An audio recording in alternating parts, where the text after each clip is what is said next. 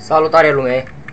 Eu mă numesc Leo, iar astăzi o să fac primul meu let's play cu un joc numit Dirt 2. Nu fac cu 3 pentru că nu mi-a plăcut. Niciodată nu mi-a plăcut 3 sau 1, nu mi-a plăcut. 2 mi-a plăcut foarte mult. Și încă îmi place, pentru că nu l-am terminat și aș vrea să-l termin cu voi dacă și voi vreți să continui un let's play cu acest joc. Hai să alegem o cursă. Stai să văd că nu știu.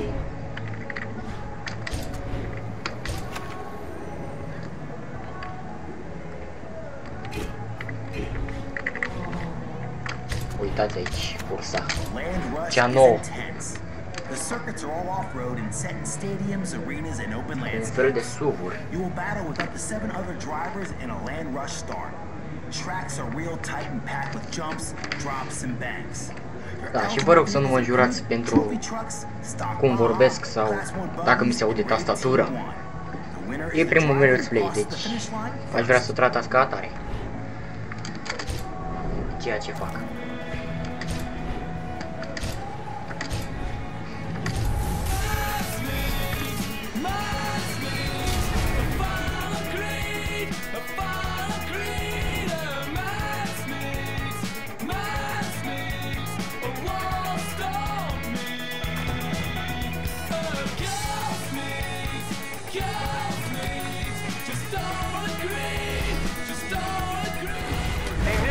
Welcome to Baja, California.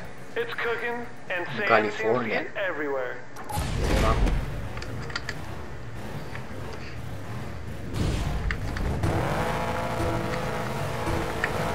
Watch these.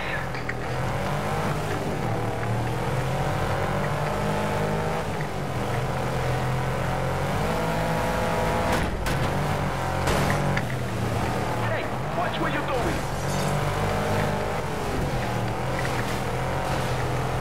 După cum vedeți, este un joc foarte dificil. Pentru mine, cel puțin. Nici n-am mai jucat jocul cu mașini de mult. În general am jucat mai meeting, LOL, etc.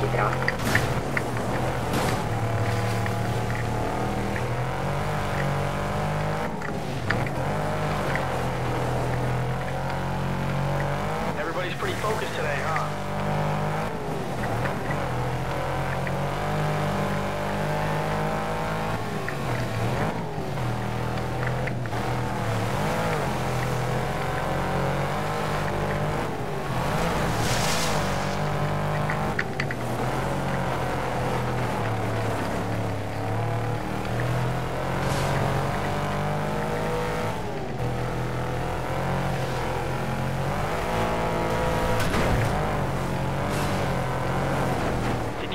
Do that?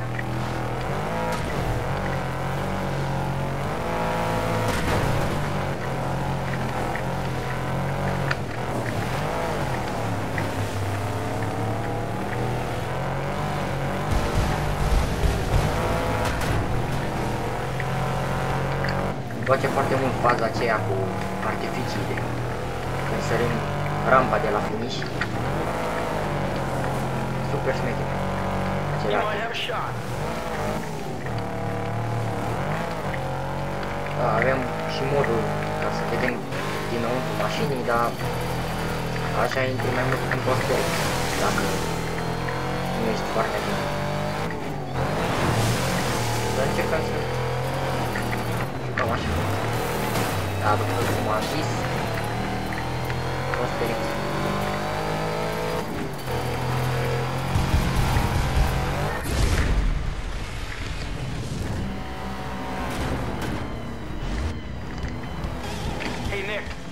Ok, dragii mei, cam atâta am vrut să vă arăt. Eu vă urez baftă în continuare. La revedere!